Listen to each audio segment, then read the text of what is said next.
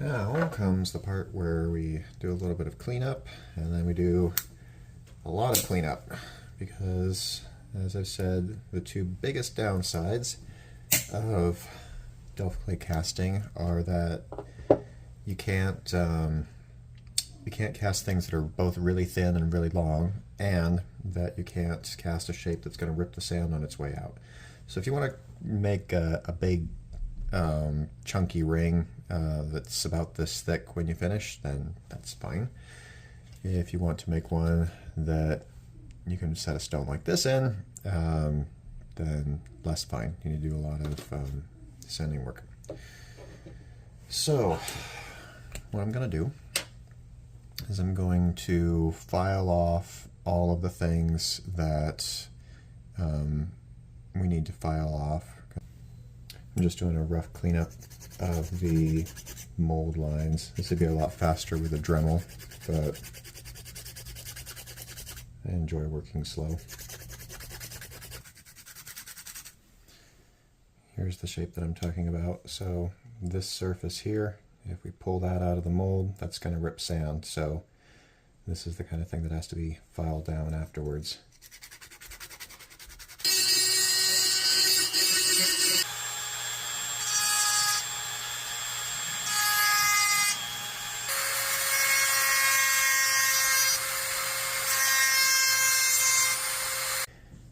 Generally speaking, when you have a setting like this, a prong setting, you want to have a hole going through the center for several reasons, partly to make it easier to clean afterwards and for a few other reasons too. And like I said earlier, you can't really cast it that way because getting sand to go that far down in and then pulling the sand out, you're just going to rip off a chunk of sand and have sand stuck there. So what I do is I cast it flat like this, and then I take a pointy piece of metal, which this is just a drill bit that I've taken the drill portion off of with a diamond file. You line it up exactly where you want it to be, and then hit it to make a mark. Then, using that mark, you go in with a ball burr, or in this case, because I am slow and enjoying my audiobook, started off with a hand drill like this, and then move on to getting it the rest of the way with the Dremel.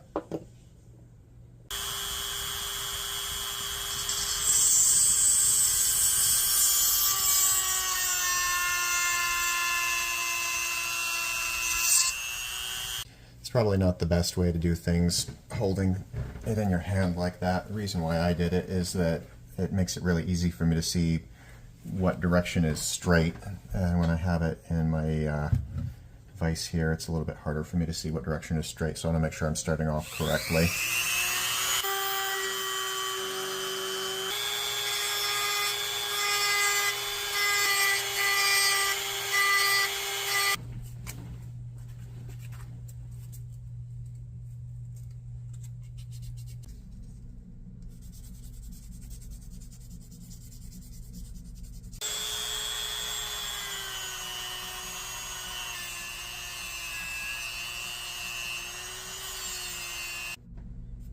I see a bunch of posts where people can't get a decent polish on their jewelry. And I know that the way that I'm doing it is not by any means the professional way. But basically, if you go through a series of increasingly fine polishes with sandpaper, and then you use something like this, works out really well for me. So if you want to try it that way, it should work.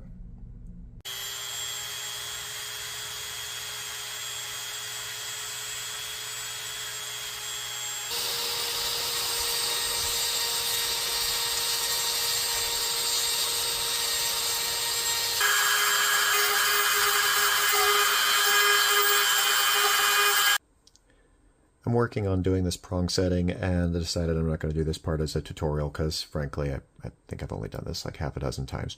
So what I'm going to do instead is I'm going to put some of the clips in from me doing the prong setting, and I'm going to put a link down below for the video that I used to figure it out, which I think is a good tutorial.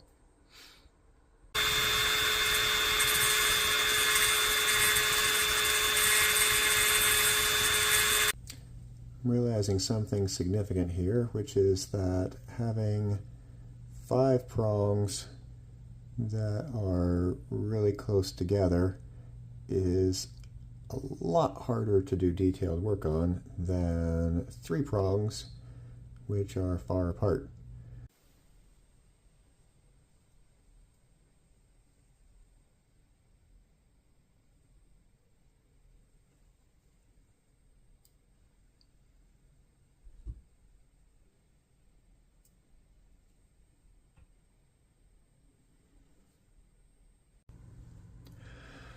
Ah, that was exhausting. Okay, so I'm basically done with everything but the setting and doing the simpler half that doesn't really matter. Here's the original model for reference. All the differences in shape are something that I did with a Dremel. But you don't really have to do that. The reason why I do it is that I'm not very good at this. And if I make details that fine in the original carving, I'm worried that I'm going to break it. If you're better at carving than me, just try to make the upstream part thick enough so the metal's going to flow through it. For the prongs and other downstream elements, you can make them thinner. As you may have noticed, the vent holes all filled out, and as I may have mentioned, the paperclip that I used to make those is 0.8 by 1 millimeters. So thinner prongs like this, those should fill out fine most of the time. But I personally feel more comfortable making those changes afterwards because I'm worried about breaking the graphite or overshooting and having to start over. And if you're like me and worried about going too fast, you can always make bigger, thicker metal and work on it slowly like I do.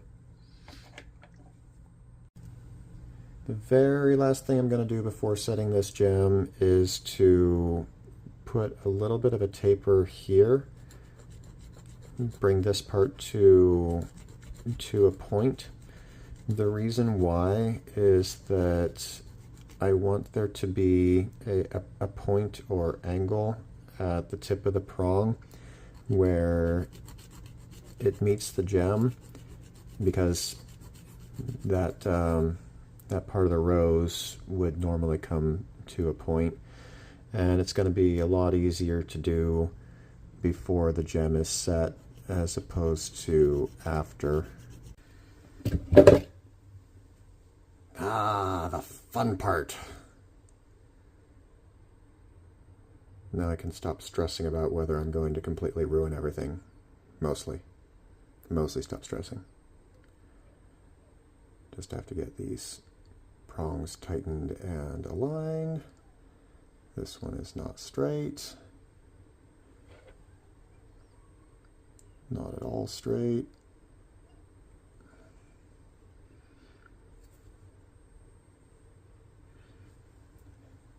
But once I get things straightened and sanded down, it'll look really nice. Now we're going to start to shape these down, which if you want to do this with a cup burr, you can do it that way, but I don't even have a pedal controlled Dremel, so I'm pretty low tech. See you in 10 minutes.